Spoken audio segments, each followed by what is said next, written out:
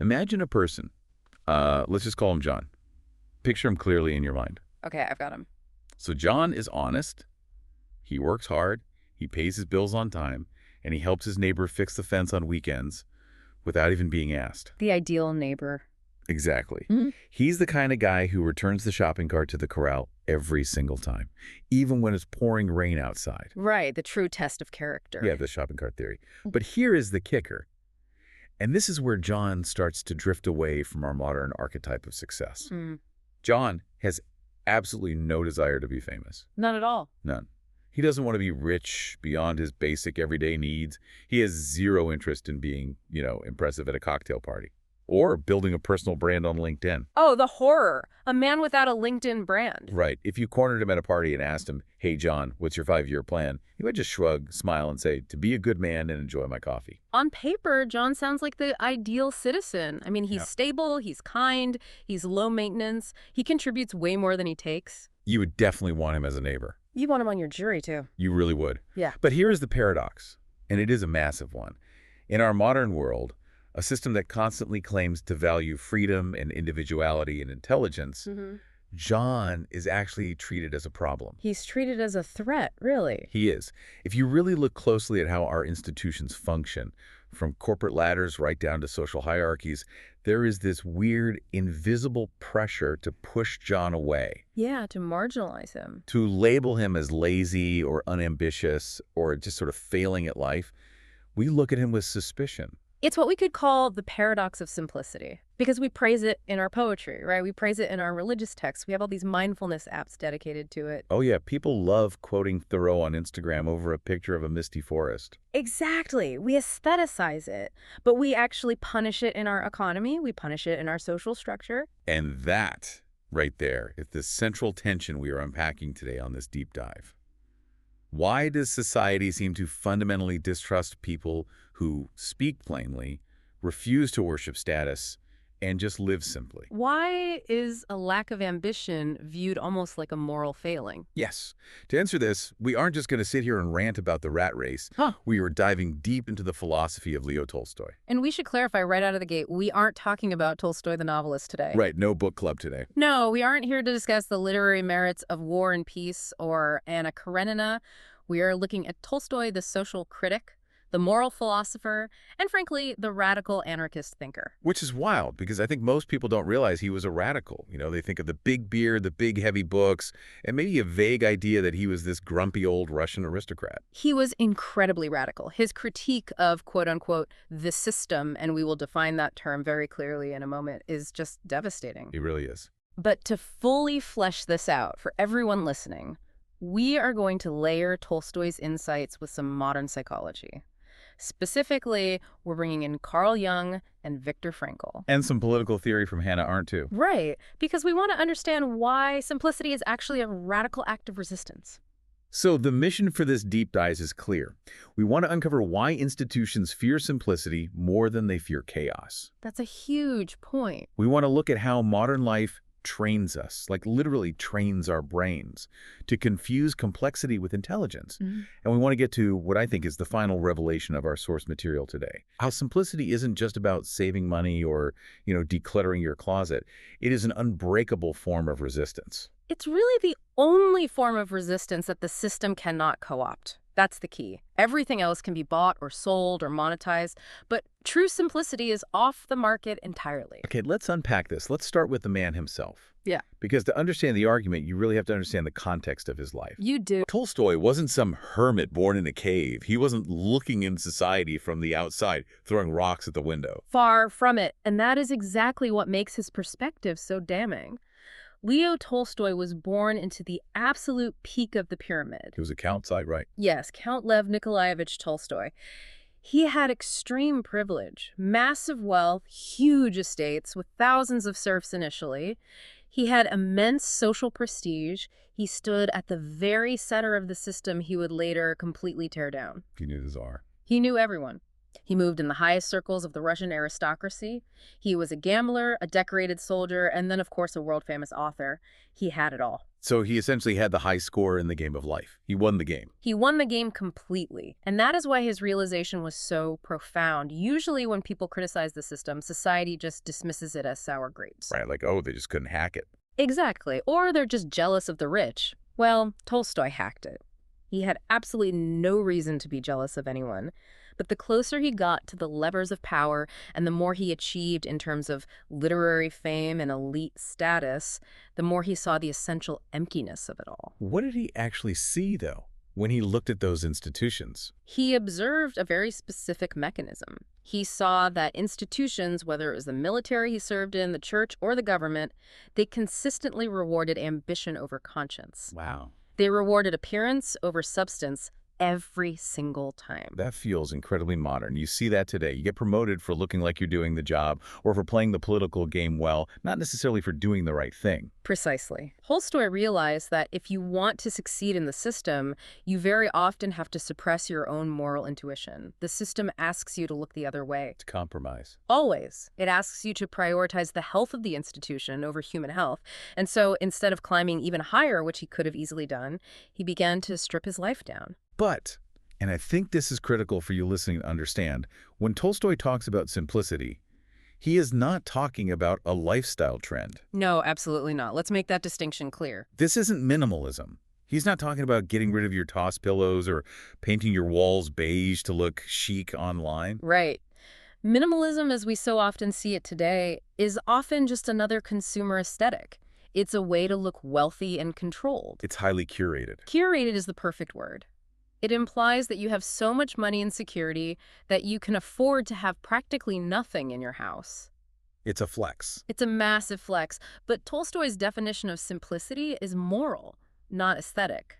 For Tolstoy, a simple person is someone who aligns their life with inner truth rather than external reward. Inner truth rather than external reward. I mean, that sounds beautiful on a bumper sticker. Yeah. But practically speaking, what does that refusal actually look like? Because we are deeply programmed to chase the reward. We are. It's a refusal of the fundamental bargain of society. What's the bargain? The bargain that society offers us from the very moment we enter preschool is this: do what we say, achieve the badges we tell you to achieve, and we will give you meaning.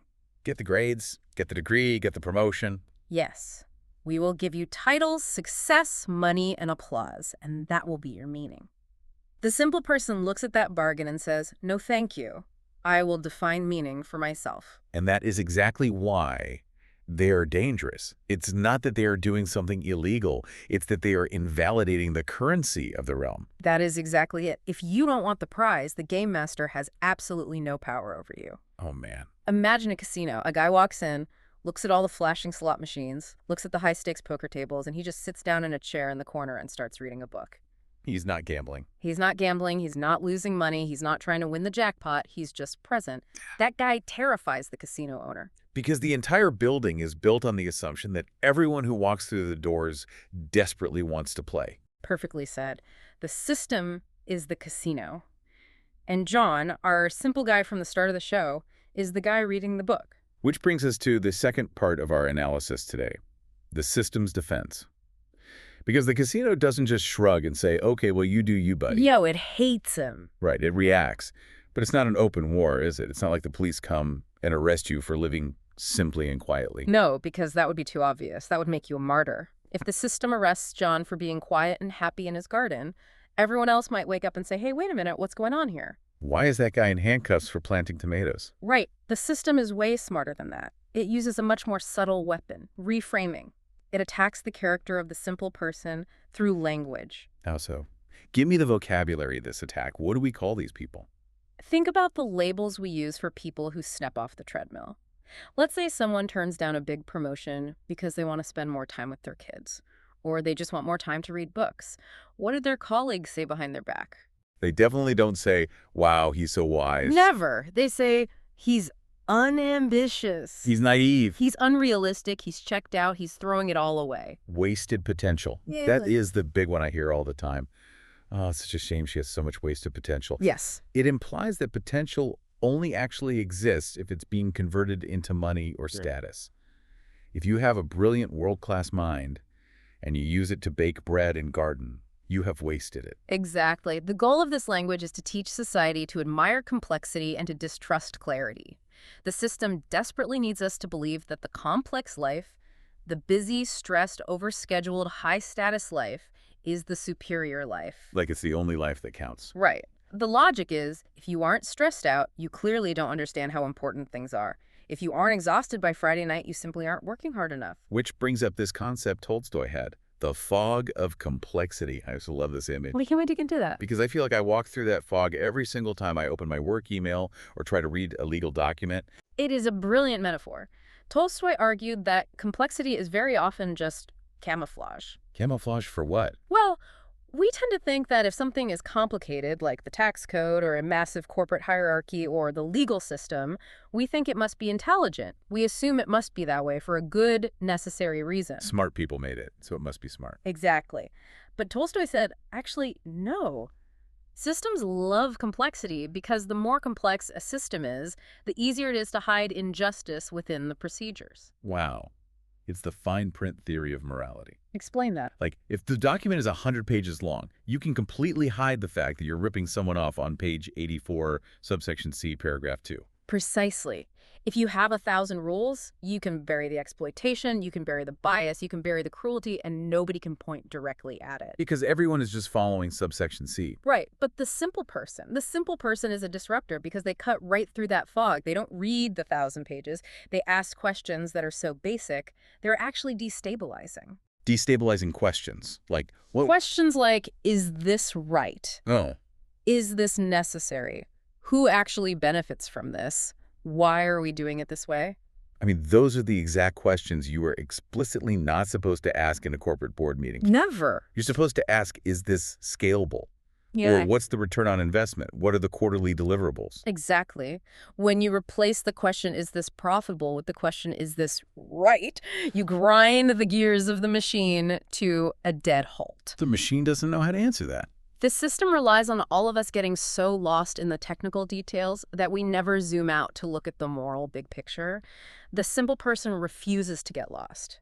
They just stand there and say, I don't care about the ROI. I care about whether this is actually fair to people. And this connects so deeply to the psychology of control, which is the third section of our dive today. It's not just about rules or corporate structures. It's about how we see ourselves internally. Dependence versus the internal anchor. This is where we really have to bring in the psychology, because the system depends on a very specific psychological confusion. What's the confusion? It needs individuals to confuse accumulation with fulfillment. We think getting the stuff equals getting the happiness. Yes. Or getting the title equals getting the respect. And it's not just physical stuff, it's the social status. The script we are handed is compete, compare, conform. Right. When you define yourself by your status, by your job title, your neighborhood, your number of followers online, you become completely dependent on the system that grants you that status. Because if the system can give it to you, the system can take it away from you at any moment. It can take it all away. That is utterly terrifying when you really stop and think about it. It means your identity is essentially on loan. You're just renting your personality from the company you work for. You are. And this is where we see the profound connection to Carl Jung. Jung warned extensively about the danger of what he called the persona. The mask we wear. Right, the social mask. The persona is the social role. I am a lawyer. I am a CEO. I am a respectable community leader. Right. Jung argued that the massive psychological danger comes when the individual identifies entirely with the persona, when they lose the true self, that inner core, and they become nothing but the role they play. So if you fire the CEO, and he is completely over-identified with that role, he doesn't just lose a job. He literally ceases to exist in his own mind.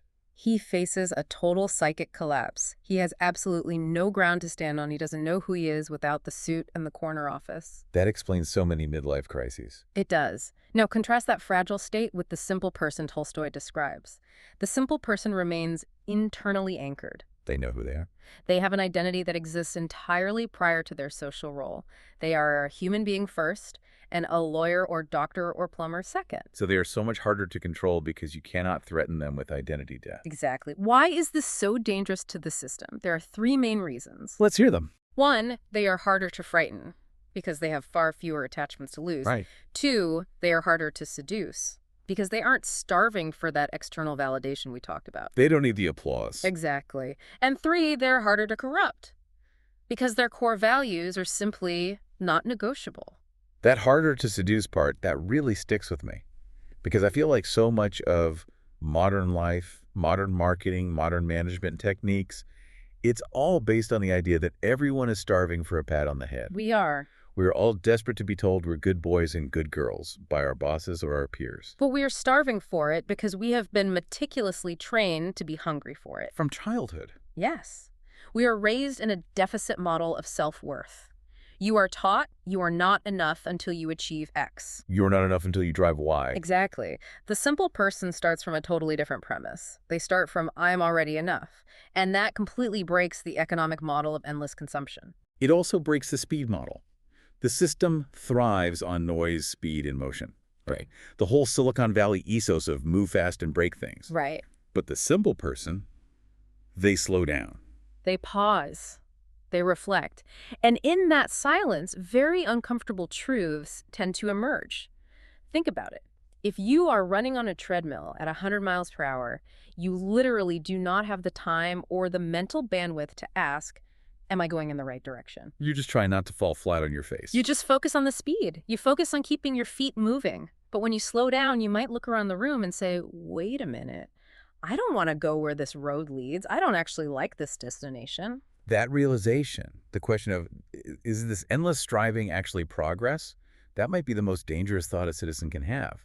Because if you stop running, the people next to you might stop running. Exactly. It's contagious. And it really highlights how manufactured our desires actually are, which leads us perfectly into Section 4. Manufactured desires and the fear of exposure. Yes. Tolstoy had this fascinating idea that the simple person acts as a mirror to society. A mirror. And nobody likes a mirror when they haven't slept in 3 days and look terrible. Huh. Right. Nobody wants to see the dark bags under their eyes. It's too confronting. It is. Tolstoy believed that societies rarely ever collapse because of external enemies. They rot from the inside out. They decay because of internal contradictions that we all just keep alive through habit and endless distraction. Give me an example of an internal contradiction. Well, we know, deep down, that endless consumption is destroying the planet and exhausting our souls. We all kind of sense it, but we keep doing it because everyone else is doing it. Right. We just keep buying the new phone every 12 months because everyone else is buying the new phone. Right. We upgrade the car because the neighbor upgraded the car. The simple person is a mirror because by choosing to live with fewer desires, they reveal how many of our desires are artificially manufactured. Oh, I see. When you see someone who is perfectly, genuinely happy just reading a library book and drinking tea on a Saturday, and you're over there stressed out of your mind trying to pay the financing on a jet ski you use maybe twice a year, that quiet person forces you to look at yourself. It provokes a deeply defensive reaction. You think, well, they must be boring. Right. They must be missing out on the real fun. They must be simple-minded. Precisely. We have to aggressively dismiss them to protect our own fragile egos. Because if we admit that they are happy with nothing, we have to admit that we are fools. Oh, man. We have to admit that all the suffering and stress we're enduring for quote-unquote success might be entirely unnecessary. Tolstoy also talked about this concept of the sleep of the masses, which, honestly, it sounds a bit condescending at first, like he's saying we're all just mindless sheep. But what did he actually mean by that? He didn't mean it in a hateful or arrogant way at all. He believed people were asleep in a moral sense. Okay. They are sleepwalking through their lives, driven entirely by fear. What kind of fear? Fear of poverty, fear of insignificance, fear of social exclusion. We comply with the demands of the system, not because we love the system, but because we're utterly terrified of what happens to us if we step outside of it. And the simple person shows that the monster under the bed isn't actually real. Exactly. They demonstrate in real time that human life can flourish without submitting to these fears. It exposes the system's threats as essentially toothless. Because if John is happy making $30,000 a year and tending to his garden, the threat of, hey, you'll never be a vice president, it holds zero power over him. Zero. The system is waving a stick, and John is just looking at the stick, totally confused as to why they're waving it. I want to pivot to how this plays out on a larger scale. In the workplace, in governments. This is Section 5 of our outline. The dilution of responsibility. Yes. Because this is where Hannah Arendt comes into the conversation. And I think this is where the deep dive gets really serious. This is the dark side of that complexity we talked about earlier. We mentioned how complexity hides injustice, but it also does something worse. It dilutes moral responsibility. How does it do that? In a modern bureaucratic society, we very rarely ask moral questions anymore. We replace them with technical questions. Can you give me an example of that shift? Like, how does a moral question become a technical one in real life? Okay, let's look at a corporate example. Let's say a massive corporation wants to cut costs by dumping chemical waste into a local river. Or maybe they want to lay off 1,000 loyal workers just to boost the stock price by 2 points before a quarterly call. Okay. They don't sit in a boardroom and ask the executives, is it moral to poison this town's drinking water? Or is it right to ruin these 1,000 families' lives? Right. Nobody actually says that out loud. That would be like a cartoon villain. Yeah. And real life rarely has cartoon villains twisting their mustaches. Exactly. Instead, they ask technical questions. Yeah. They ask the legal department, is it legal within the current EPA regulations to dispose of it this way? Or what is the risk of a lawsuit? Right. What's the cost-benefit analysis of litigation? How will the market react to the labor reduction? These are purely technical questions.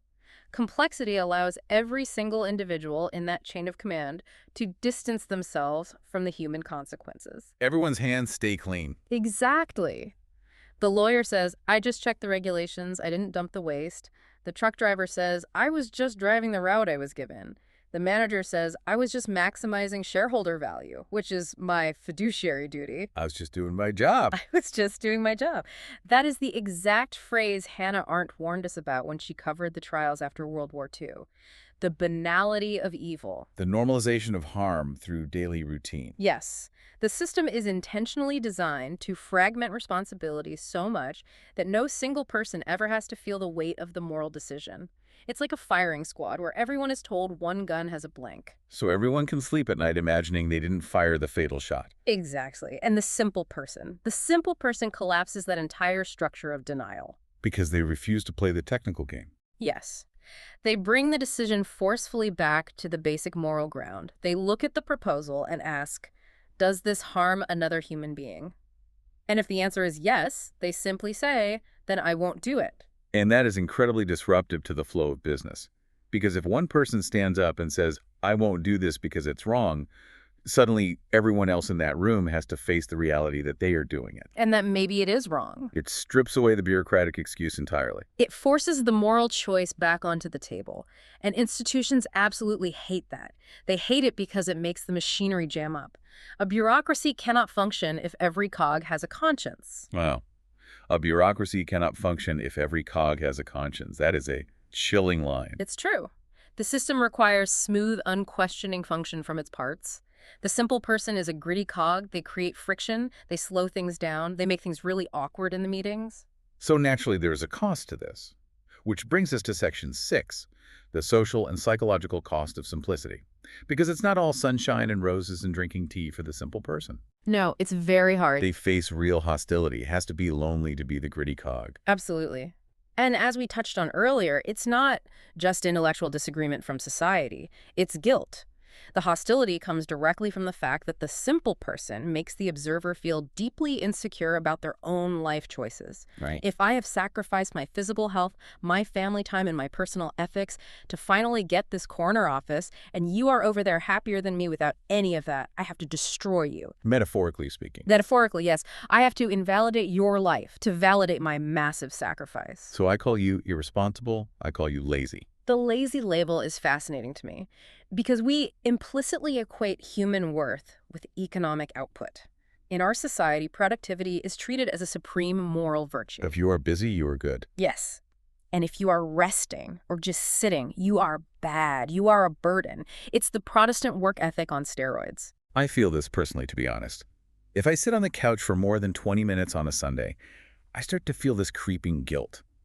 I feel like I should be listening to an educational deep dive or answering emails or optimizing my schedule. It's like an itch. That's very common. I feel like I'm doing something wrong by just existing. But that is the system speaking inside your head. It has successfully colonized your mind. And this is where Viktor Frankl's insight is so incredibly powerful. Frankl, who survived the Holocaust and wrote Man's Search for Meaning. Yes.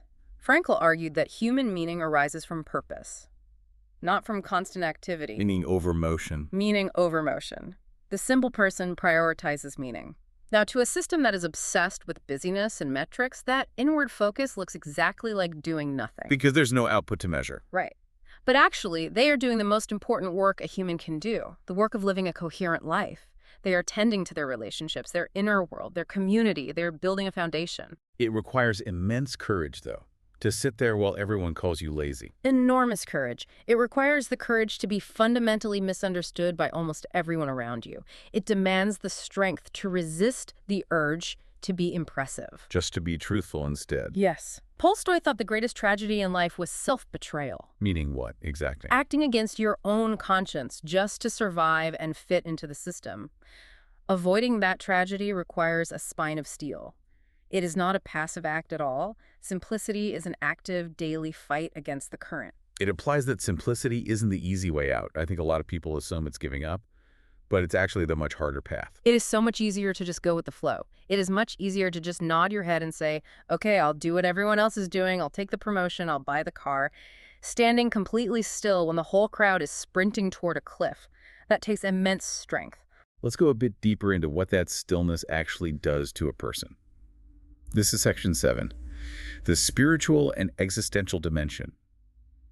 Because when you stop running, when you finally turn off the noise, you have to face something scary. The void. The void. This is the scary part for most people. The system keeps us busy for a very specific reason. If the noise stops, the big, terrifying questions come rushing in to fill the silence. Questions like, what am I doing with my life? Yes. I am going to die one day. Am I loving my family enough? What is my actual responsibility to my neighbor? Who am I, really, without my job? I honestly think people will do almost anything to avoid asking those questions. I know I will endlessly scroll on my phone for 3 hours just to avoid asking, who am I? We all do. We use distraction as an anesthetic to numb the existential dread. But simplicity forces a confrontation. By intentionally removing the distraction, you must face the self. There's nowhere to hide. Nowhere. Tolstoy called this spiritual clarity. Now, he wasn't necessarily talking about religion in a strict dogmatic sense, although he did become deeply religious later in his life. Right. He meant an encounter with the fundamental truths of human suffering and compassion, a clear-eyed view of reality. So the laziness of the simple person, that time spent just sitting in a chair looking out the window, that is actually inner work. Tolstoy argues that stillness is where the real work happens. It is where you realign your conscience. Think of it like a compass. If you never stop running to calibrate your compass, you are just walking in circles very, very fast. Wow. The simple person takes the time to stop, sit down, and actually look at the map. Society looks at them and says, look at that guy wasting time. Tolstoy looks at them and says, no, he's finding the path. I love that analogy, calibrating the compass, because if you don't do it, you're just lost at high speed. That is the perfect definition of the modern condition. Yeah. Lost at high speed. We are going absolutely nowhere, but we're getting there faster than ever before. Okay, we're arriving at the climax of the argument now. Yeah. Section 8, simplicity as radical resistance. This is the solution part of the deep dive. We've diagnosed the problem. We've looked at the psychology. How does simplicity actually fight back against the system? It fights back through the undeniable power of I do not need. I do not need. The system relies on leverage. All systems do. Its leverage is fear, usually fear of poverty or losing out, and greed, the desire for more status. The carrot and the stick. Exactly. But if you can look at the system in the eye and say, I do not need your status, and I am not afraid of having less, the system loses all its leverage over you. The handles it uses to grab you and steer you completely disappear. It's like trying to wrestle someone who's covered in oil. You just can't get a grip on them. That's a great image, yeah. You slip right off. Once people realize that a deeply meaningful life requires far, far less than they were taught in school, the entire foundation of the system cracks. Because the illusion is broken. The illusion is broken. And this isn't just theory. This is the lineage of resistance we see throughout history. We see it in Thoreau, we see it in Gandhi, we see it in Martin Luther King Jr. It's true. None of them were rich. None of them held high political office or had massive corporate power initially. And their resistance wasn't primarily about violent aggression. It was about non-participation. It was about firmly refusing to cooperate with a system that violated their inner conscience. The ultimate boycott. Yes. They said, I will not buy your goods. I will not obey your unjust laws. and I will not fear your jails. It's reclaiming authorship of your own life. Yes. Going back to Viktor Frankl again, he called this the last human freedom. The freedom to choose one's own attitude in any given set of circumstances, even in a concentration camp. The ultimate internal anchor. Exactly. When you live simply, you move from reaction to intention. You stop automatically asking, what can I gain from this situation? And you start asking, what is right in this situation? And bureaucratic systems just cannot handle that paradigm shift. They cannot compute it. Systems can buy ambition with bonuses, they can threaten fear with layoffs, they can seduce desire with marketing, but systems cannot negotiate with a satisfied conscience. Because what do you offer the man who already has enough? There is no currency left to trade. If I offer you $1 million to betray your best friend, and you look at me and say, my friendship is not for sale, I have no move left to play. I am entirely powerless against you. That is the ultimate insight of this whole philosophy. The system doesn't hate simple people because they are weak or lazy. It fears them because they are free. They are totally free, and a free person is the most unpredictable, dangerous variable in a system that is designed purely for control. A free person might do anything. They might even tell the truth. They might just tell the truth. Wow. Okay. Let's take a collective breath here. That's a lot to process. It really flips the script entirely on how we view what a successful life looks like. It completely inverts the pyramid. So as we wrap up this deep dive, let's summarize the key takeaways for you listening, because we covered a massive amount of ground today. The core takeaway is this. Simplicity is not an aesthetic choice for your living room. It is a profound moral act. It is the act of stripping away the artificial noise to reveal what is actually essential. And it protects you. It is the ultimate shield against manipulation, because it removes the desires and the fears that external systems use to control your behavior. It's really about shifting your anchor. Yes, moving your anchor from the external, what people think of me, what title I hold, what I own, to the internal, what I believe is true, and who I actually am. So here is the call to action for you listening right now. Yeah. And it's an internal challenge. We want you to ask yourself, how much of your daily effort, all that stress, the late nights, the constant anxiety, how much of it is driven by a hidden fear of just falling behind? And what would actually happen if you allowed yourself to need less? Not just needing less money, but needing less validation, less applause from people you don't even really know. It's a genuinely scary question to sit with. It is the scariest question, but the answer you find might just be your freedom. We want to leave you with this final lingering thought to mull over. Tolstoy believed humanity is standing at a crossroads. He saw it back in his time, and it is exponentially more true right now.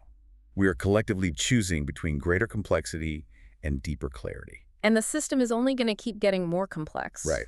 With AI, algorithms, endless globalization, the fog of complexity is going to get thicker and noisier. But the revolution isn't in bringing the system down. It's not out in the streets with Molotov cocktails. It is in the quiet, terrifying act of being someone who simply does not need what the system is selling.